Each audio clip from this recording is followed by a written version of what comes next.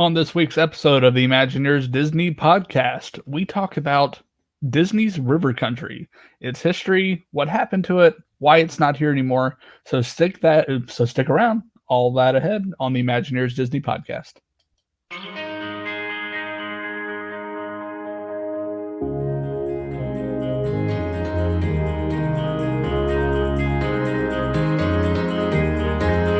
There's really no secret about our approach.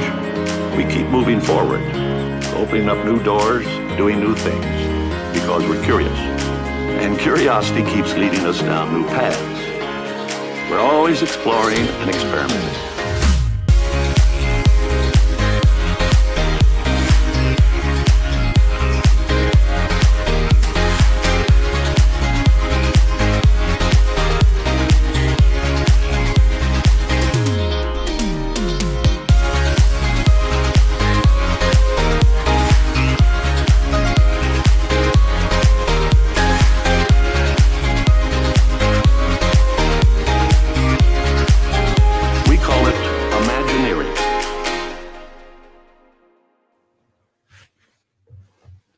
Hey everybody, welcome back to the Imagineers Disney podcast. I am your host, Matt, and I am joined, as always, by my very good friend and co-host, Susie. Hello, Susie. Hi. Welcome. Hi. How's it going? How's your week? What's up? It's pretty good. Pretty good. Yeah. How about you? Pretty good. I'm about to have a vacation pretty soon. Where are you going? Just to the beach, for a few days to get away, and it's an easy place to social distance and avoid the plague, so it'll be nice to not work.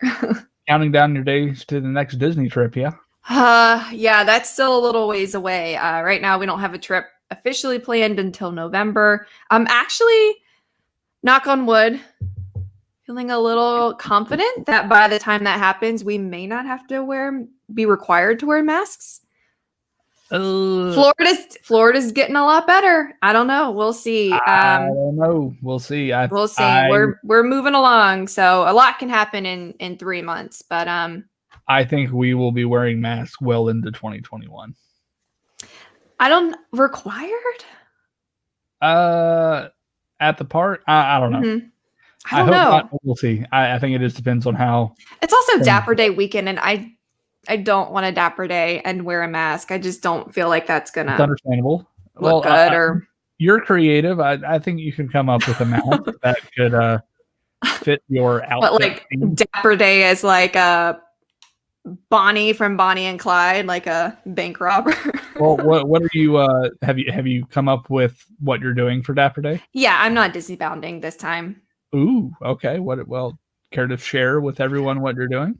I'm reusing a dress from before, and then I have this really cute shirt that's like really from the 40s, and I have this like little plaid skirt I'm gonna wear. Not a little plaid skirt, but so it's you're going very traditional. Yeah, I'm not gonna do anything too crazy, and yeah, I think the creativity in general, the people who go to Disney tend to be more creative. So yeah, Dapper Day, I think if masks are still required, people are going to find a way to make that work somehow. But I've already seen some really cute masks that people have at the park. So, you don't want to do it, but if you have to, make it.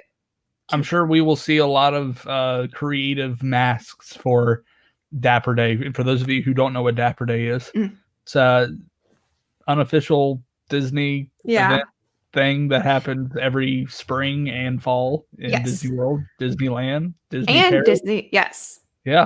So it's a worldwide event, and it's a lot of fun. It's been a couple of years since I've gone, but who knows? Yeah, I think last time you were there, we definitely had just started the podcast. Yeah, just started. Yeah. Yep, that April. Mm-hmm. Wow. Yeah, it's a lot of fun. We're so little, so young. Yeah, so if you want to know a little bit more about Dapper Day, I think we've done a couple of episodes on. Yeah, very, very early on. It's basically you show up to Disney, do your thing, but you're dressed like vintage. So 30s, 40s, 50s, 60s. There's not like a specific decade or style. You can incorporate Disney bounding into it. We're still a few months out from the dates in November, but like I said, hopefully things are a little bit better. So I don't know. We'll see. But that's my next planned trip. So yeah, I'm counting the days and I can't go fast enough. Right. Yeah, it's been difficult trying to find park days. I have off on Fridays, so I'm trying to get down for Friday, but like all of the parks except for Epcot, all the way through like September, are full for pass holders. Not for resort guests, but for pass holders, you cannot get a reservation. Kind of making me a little upset. Kind of making me mad a little bit. Well, they've also limited the hours too. Right. So no one's coming. So can we open up some of those reservations that aren't being filled for people who want to come down and, give you money? None of it means getting it done in time where Susie doesn't have to wear a mask when she goes. The rest of y'all can deal with it. No, right. if that's the thing, then like we'll do it, but it's not preferred. So I mean, I don't know. I understand like the frustration. Like they're selling day passes. How can you like roll up to the window and purchase a single day pass and then be like, "Can I go in, please?" And they say no. So I don't. I don't know. It's weird. Strange times we're living in. Weird noises outside. Sorry, I was like, "What was that?" Everything's good. Disney heard us talking bad about him. Like, stop it. Anyway, so tonight's topic is gonna be fun. So we got another kind of history topic, some Disney history. We are going to be talking about the history of Disney's river country. Good old river country. Disney's first venture into water park stuff. So this is going way back, way back into the 1970s. Yeah. Not quite at the opening of Disney World, but 1976. In fact, June 20th, 1976, River Country opened. There she is. At Walt Disney World. So let's just talk a little geography here, because if you're watching, you definitely know it if you've passed it. But if you're not familiar with that section of Bay Lake, that's kind of the area between Fort Wilderness and Wilderness Lodge, really butts up right against what used to be Mickey's Backyard Barbecue. In fact, in this photo, in the very, very top of the image, I believe those are the stables for Fort Wilderness. Yeah. And even at the barbecue, when you are like going back there, that was the original like check-in, like ticket stand. If you're wondering like what that other building is like right there. Yeah. So really, really close. And we'll get to a little bit like how close those entrances are and how not so sealed off they've been since. But yeah, that's where it was at. Right over kind of fitting into that, outdoorsy, wildernessy, Huckleberry Finney. Yes, in fact, vibe. Huckleberry Finn was almost like the inspiration for this water park. And this water park was very early on in kind of the water park theme design. It was like kind of a front runner in the design of water parks under one cohesive theme. Yeah. So it had attractions that remained and still remain in other water parks around the country. But one of the unique things about this was that it was a freshwater lagoon for part of the park. Specifically, the part that butted up against Bay Lake. It is a common misconception that the water directly flowed from Bay Lake into the water park. That is not true. What they actually did, and it was actually pretty technically advanced for that time, they would pull off water from Bay Lake. It went through a very sophisticated filtration system, and then they ran it through that half of the park and into the lagoon area of the water park. Yeah. So yes, it was water from Bay Lake, but after it had been treated, the water park itself actually sat above Bay Lake. So that way no water could actually filter directly into the water park. And yeah, it was just a really interesting design. And then on the other half of the water park, you actually had a giant pool. It was the upstream plunge, 330,000 gallons of water. And you had several attractions there. Some of the slides, like the two slides that went down in there. You also had another attraction, the Whoop and Holler. Yeah, slide. the water slides. Yeah, the water slide. All right, I gotta stop here for a second. This picture is just it's a lawsuit nightmare waiting to happen. Like, it's so funny to look back at some of these things and just see how far we've come in terms of like safety and everything. This looks like something, and we're from the South. This looks like something some redneck gerrymandered in his backyard. It is like it which I guess kind of really fits into the theme. Like it just looks kind of like put together, but it looks fun. And but it doesn't look super stable. Is that the only thing that you have pulled from that image? I mean, Goofy is literally like in costume, sliding down the slide, about to catch up on those people and like kick them. Or something, yeah. So yeah, it offered a lot to guests. It did run from June 20th, 1976 to November 2nd, 2001. So it did have a good run. There were a lot of things, I think, that led to its demise. You had Typhoon Lagoon, which opened in 89. Typhoon Lagoon. And then you had Blizzard Beach, which opened in 95. Both of those parks, on a technical side of attractions, I mean, the wave pool, some of even the effects like the silly, just it far surpassed what River Country had to offer. River Country, if there was a word to describe it, it would be quaint. I was going to say simple, because some of these attractions, okay, so we talked about the slides and the one pool which had sand on the bottom, which is really cool. Oh yes, yeah. So you really feel like you're in like a lagoon, I guess. Swimming hole. Yeah, swimming hole. But so some of these attractions, Barrel Bridge, which is basically very similar to what is on Tom Sawyer Island. Very similar. Like tire swings, another kind of swing, a T-bar drop. So it's very like water hole, like you would see, or the types of things you'd see in like a national park, or just, we have a lot of springs around here in Florida, like stuff like that. When you really picture again, when you compare that to Typhoon Lagoon, like, or any other water park in the country, it's just different.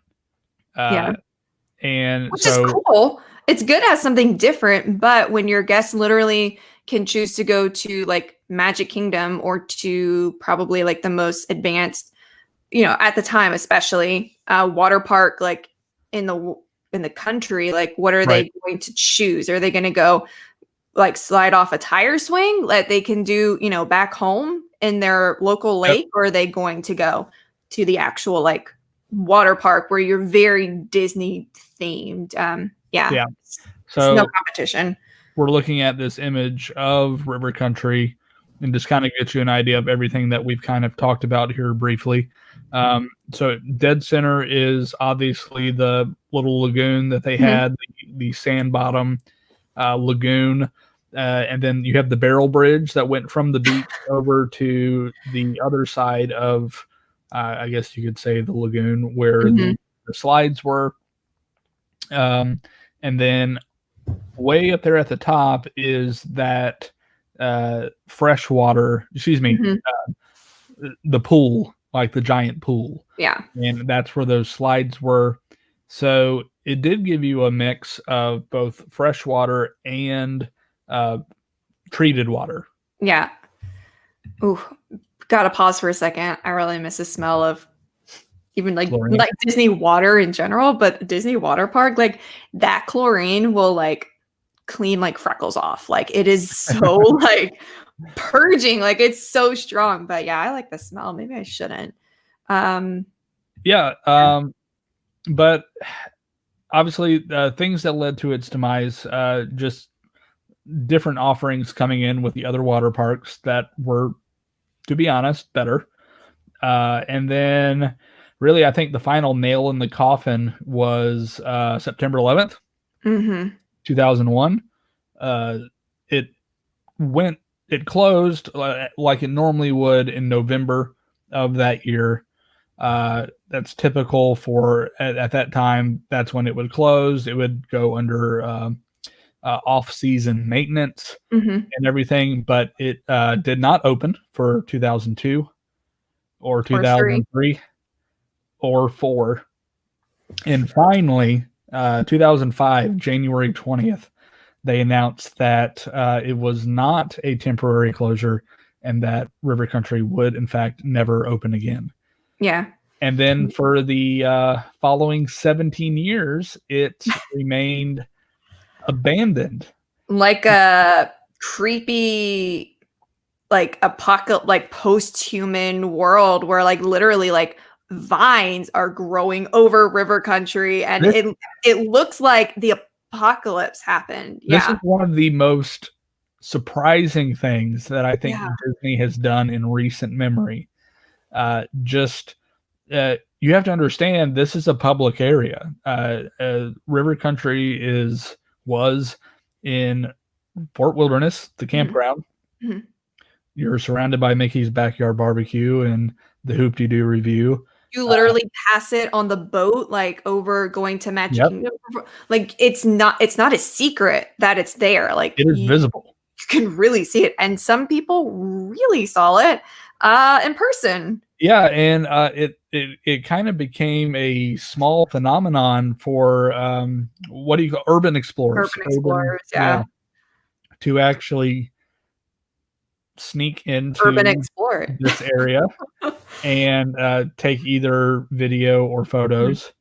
And some people were successful, and others were caught. And some were trespassed and not allowed to go back in the parks. And there's many great videos on YouTube of them doing that. But there are some really interesting photos from things like that. So, I mean, that is we just showed creepy.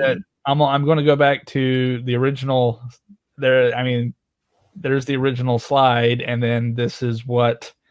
You got reeds and algae growing all over the place. Obviously, the trees have grown like trees. Can you imagine what is actually in that water?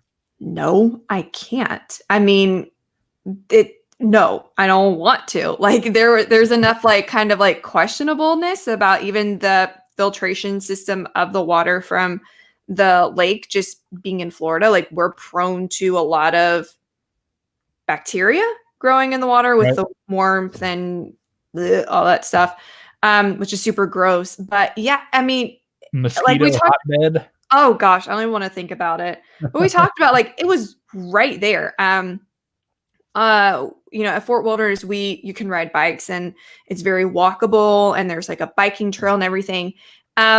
And I know Disney probably has cameras in places that we don't know that Disney has cameras, which is good, keeping everybody safe and as they should. But I remember going back over there because we would ride bikes and go into the backyard barbecue like during the day before, they would do dinner that night just to like, and then we would turn around and come back. It's not heavily monitored or patrolled. If you really wanted to get back there, you really could really easily. And this is not me trying to like admit that I went to River Country. I didn't, but I may have peeked inside. I never trespassed, but I did. Yeah. I did walk up to the fence and peek in a couple of times. Which is just so like off brand for Disney. I feel like when they look at that, that's so scary. Like, could you imagine going like down that slide right now? I mean, you get all kinds of diseases. Looks like they literally just let it rot. And then eventually, I think it did become more of a problem and a hazard. Yeah. Especially with the main pool area that was just full of that nasty water, algae, God knows what else. Snakes. Yeah. And they eventually did fill it in with sand. Oh, good. Yeah, so it became slightly less dangerous. But again, 17 years. 17 years this thing sat, and the elements finally took its toll and really Look at that grass. grew over. So it's just so weird. Like, you would think they would, like, and I understand there's expenses with taking something down, which we'll talk about in a minute. This is only the second Disney park to ever close. The other one being literally right across the way with Discovery Island in 1999. And even that, like, Urban Explorers still, probably not as much right now, but still have tried to go to. There was that guy. One guy who camped out on the island and got caught. So people are crazy. But I think it's really weird that they've just kind of leave these as like weird monuments to days gone by. Yep. And I think there is a misconception about river country that I do want to clear up. Urban legend and rumor is that the real reason why the park closed is because some kid like died from a brain eating amoeba that lived in the water in the 80s. So they closed it 20 years later? Yes. So it is partially true. That did happen, but it happened in 1980. So 21 years is a long time to blame something. So that is not the reason it closed. And again, that's just like, that's and sadly that's hard. That did actually happen. I believe there were 3 deaths at River Country, 2 drownings, and then the 11-year-old boy in 1980 who in the water there was an amoeba that got into his system and attacked his brain, and he unfortunately passed away. But that's they tried to blame it on Disney, but it was saying it was from the lake water, and they disproved that because of the filtration system that they had in place for River Country.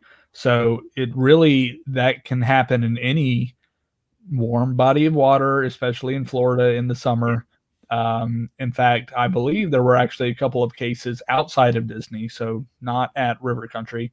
Yeah, we get that every couple of years. It seems like there's always like a wave of it, and it seems to be worse. I don't know if it's like due to weather patterns or whatever. And of course, that's unfortunate. It's literally like these are the worst possible scenarios you can have. But 2 decades later, and when it actually closes, there's no correlation there. So we got to disprove that one. So fast forward to not too long ago, D23, the last D23, when they showed some concept art for what was finally going to be taking place at this area of Disney World property, and that was Reflections. The Lakeside Lodge, the new BBC property. This, I keep on saying was, because it is no longer on the table as of right now. Construction has come to a halt. A lot of earth was moved. Everything from River Country was removed, and they were, pretty deep in the land clearing process of this. Intruding onto even the beach at Fort Wilderness. If you were staying at Fort Wilderness and you were anywhere near the marina, you got a good look at the progress of what was going on with that project. We stayed at Fort Wilderness last December, and so we got to see all that, and it's not small. And as Fort Wilderness passionate, that's a big chunk of land. So of course they're kind of like redoing the entire, even like how you can like go to Wilderness Lodge from Fort Wilderness. So the whole kind of that little in between section is like being are configured with construction and trucks coming in and everything. Yeah, that's not, so it's not on the website anymore. I think you pointed that out. That's not going to be an easy thing to hide. They have removed the mention of reflections from the official article from D23 talking about the project and about other projects that they announced during that. So all of the Epcot stuff is still there. Reflections is no longer listed in that article. So it has, we may never see it. Like it could be. So DVC listeners, I don't want to hurt your feelings. I hope we never see it. Oh, I'm a big Fort Wilderness fan. I do not look forward to more people in the area, more noise, harder to go to Trails End, harder to potentially get reservations for Hoop-Dee-Doo Review. I'm going to throw this image up one more time just to show you how close it was to that main area of Fort Wilderness. Yeah. So we're looking at the overhead view of the construction area of Reflections, pretty much all dirt. And on the top, the very top of the image, you see a little patch of like sand. That is the beach at Fort Wilderness. And then directly below that, you have buildings and structures. That's actually Crockett Hall, Hoop-Dee-Doo.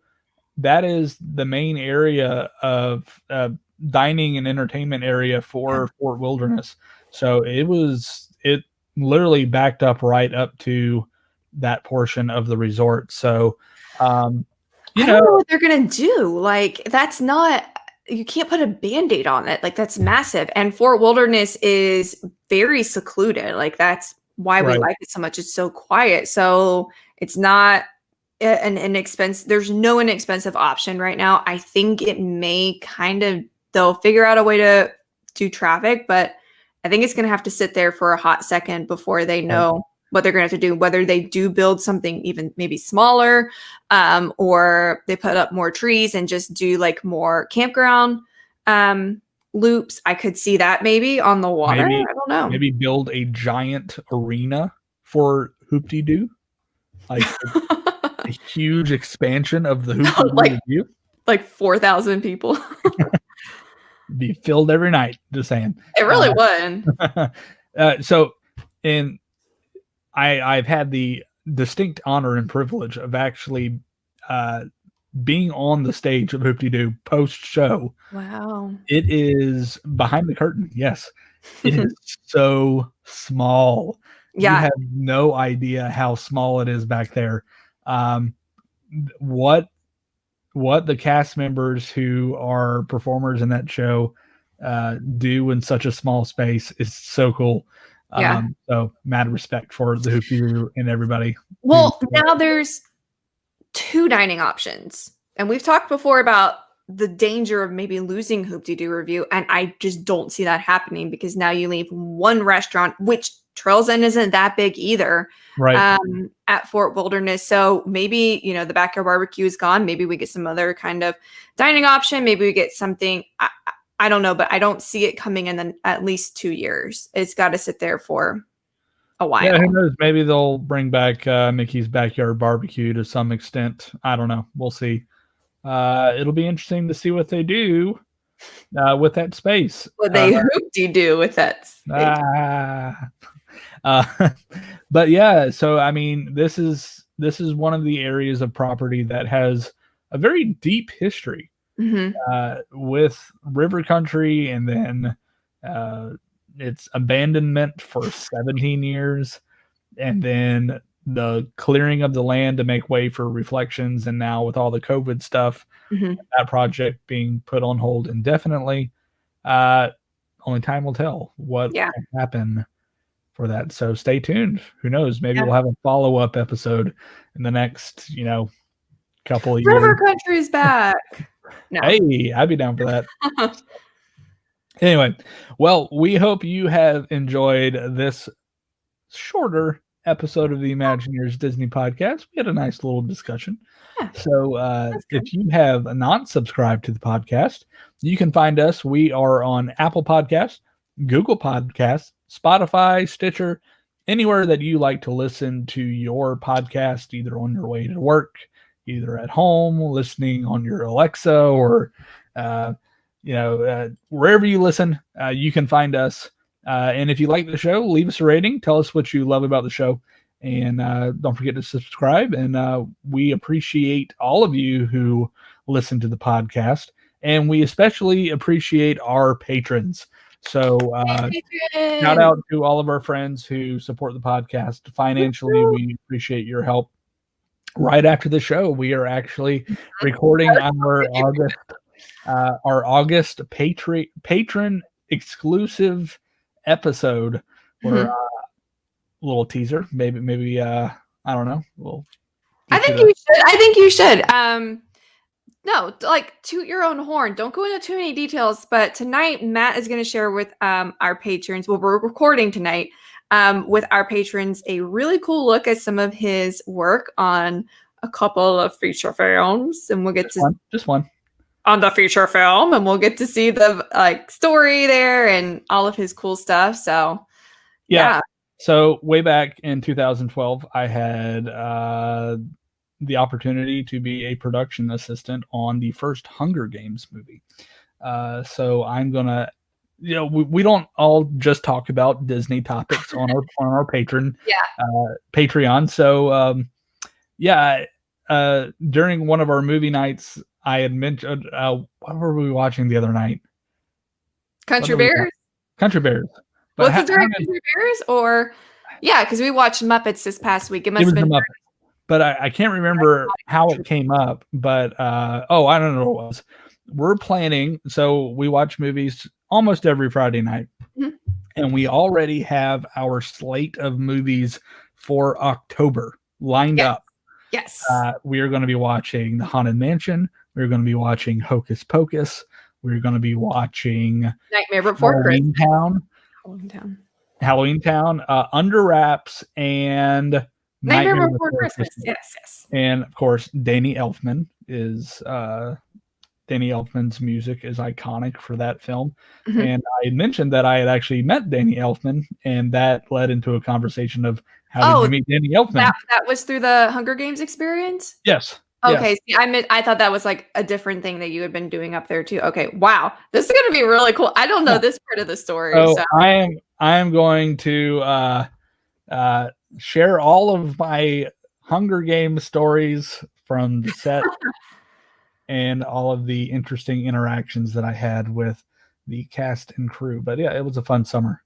Very, very fun. So, and this is only the kind of content you can get if you're part of our Patreon. We also do a monthly giveaway drawing, also only for our patrons.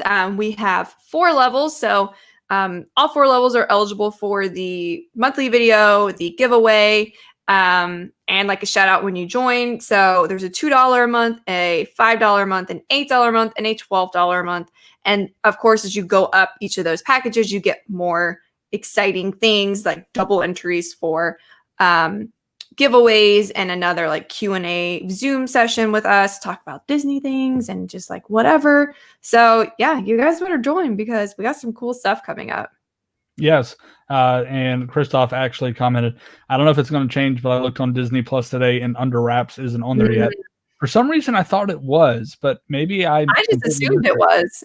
Well, Don't Look Under the Bed is a good alternative. That is a great alternative. So maybe we'll complain about that. So yes. So yeah, come join us on Discord on Friday night. So we are going to be out of town this Friday night, so we will not have a movie, but next week.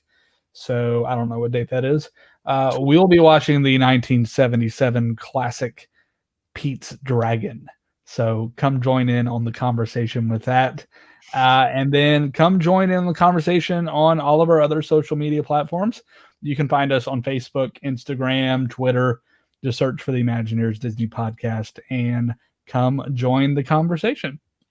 Well, we thank all of you for listening again, and we look forward to coming at you again next week with another great episode. So remember, friends, if you can dream it, you can do it.